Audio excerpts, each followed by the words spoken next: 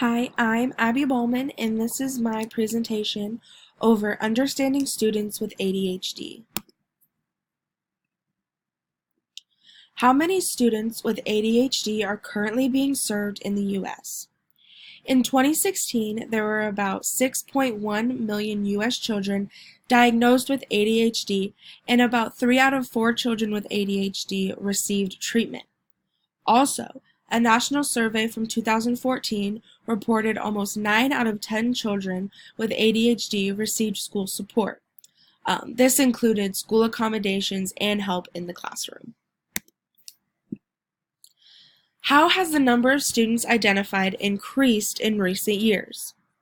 Well, the first national survey that asked parents about ADHD was completed in 1997, and since that time, there has been an upward trend in national estimates of parent-reported ADHD diagnoses across different surveys using different age ranges. It is not possible to tell whether this increase represents a change in the number of children who have ADHD or a change in the number of children who are diagnosed with ADHD. Here is a chart of the percent of children with parent-reported ADHD diagnosis from the first survey in 1997 to the survey in 2017.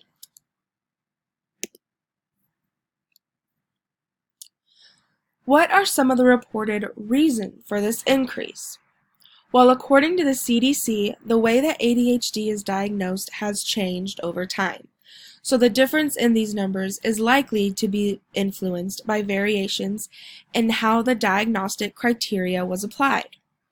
Also, there were differences in the demographic characteristics of the samples used to calculate the estimates. It is also possible that the samples were exposed to factors that affect ADHD, but until more is known about these factors, it is not possible to know whether changes in these factors explain some of the variation.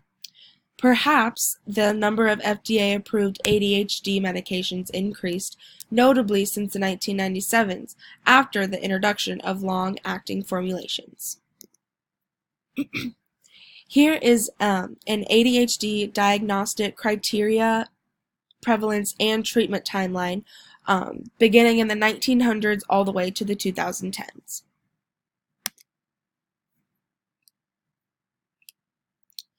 So what are the specific behaviors and characteristics of students with ADHD? Symptoms of ADHD are divided into two groups, inattentive and hyperactive impulsive. The majority of those with ADHD have a combination of both, which may make it very difficult for them to function in school. I'm going to list some behaviors you might observe in school within these two categories. Inattentive symptoms of ADHD may include making careless mistakes in schoolwork, and they overlook details. They are easily distracted or sidetracked. They may have difficulty following instructions, and they don't seem to be listening when they are spoken to, whether it be in school or out of school. They have trouble organizing tasks and possessions, so their book bag or desk may be more cluttered than others. They often fail to finish work in school or chores in the classroom, and this can also be taken back to the house as well. They may not be doing their chores like they're supposed to. They also avoid or resist tasks that require sustained mental effort, including doing homework.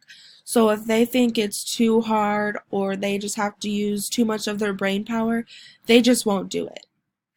And they also often lose homework assignments, books, jackets, backpacks, sports equipment, you name it, they might lose it.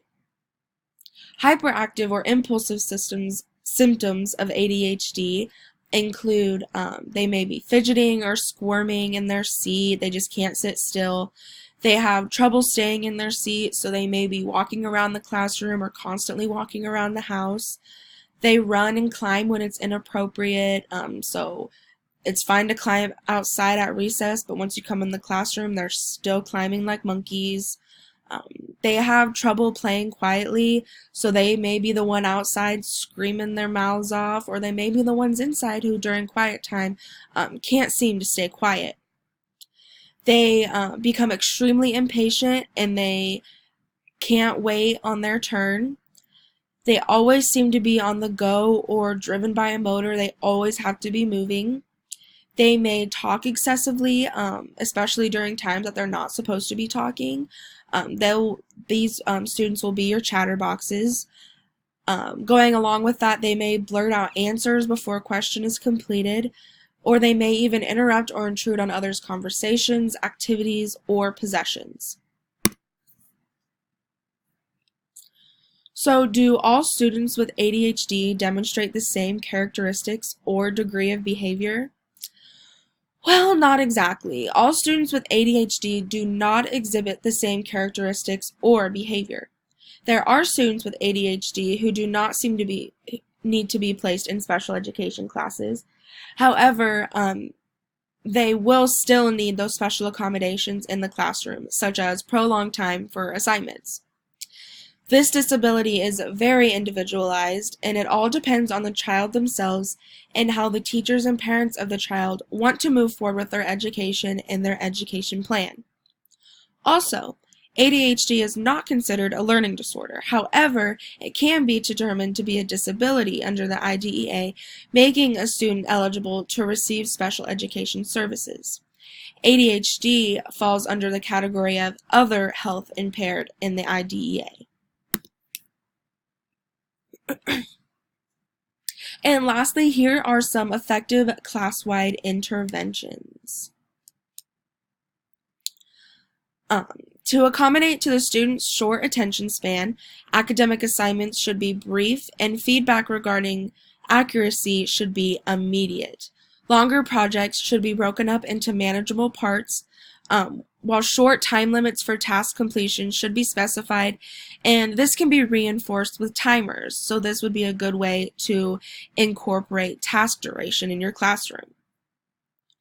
Attention to task is improved when the student with ADHD is engaged in teacher-directed assignments as opposed to independent seatwork activities. Also, the teaching of note-taking strategies increases the benefit of direct instruction. Both comprehension and on-task behavior improve with the development of these skills. Structure and organization. Lessons should be carefully structured and important points clearly identified. You want to be as specific as possible.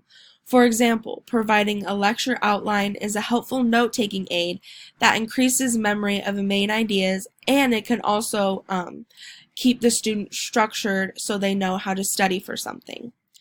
Students with ADHD perform better on memory tasks when material is meaningfully structured for them. For pacing of work, when possible, it is helpful to allow students with ADHD to set their own pace for task completion. The intensity of problematic ADHD behaviors becomes less when work is self-paced, as compared to situations where work is paced by others. Now, this kind of goes back to task duration. These two kind of contradict each other, but it is important to figure out how your student learns and whether they need a teacher-directed task or if they need a more self-paced task.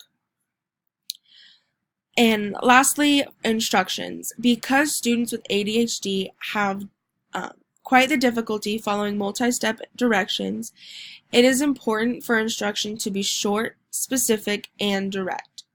Further, to ensure understanding, it is helpful if these students are asked maybe to rephrase directions on their worksheets so they can understand, and recognize that students may often not be paying attention. So it is important to repeat your directions as much as possible in the classroom. And I would just like to note that these are not all of the effective class-wide interventions that can be used. So I definitely encourage you to go out and do some research of your own to make your classroom a safe and effective learning environment for all of your students. Here are my resources that I used for my research for this project, and thank you for listening.